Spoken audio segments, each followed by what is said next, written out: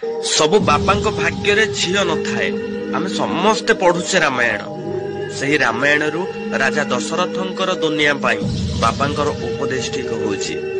ରାଜା ଦଶରଥ ଯେତେବେଳେ ନିଜର 4 ପୁଅଙ୍କ ସହିତ ବରଯାତ୍ରୀ ନେଇ ରାଜା ଜନକଙ୍କ ଦ୍ୱାରରେ ପହଞ୍ଚିଲେ, ରାଜା ଜନକ ସମ୍ମାନ ପୂର୍ବକ ବରଯାତ୍ରୀଙ୍କୁ ସ୍ୱାଗତ କରିଥିଲେ। ତାପରେ ରାଜା ଦଶରଥ ସମସ୍ତଙ୍କ ଆଗକୁ ଯାଇ ଜନକଙ୍କ ପାଦ ଛୁଇଁ ପ୍ରଣାମ ନେଇଥିଲେ।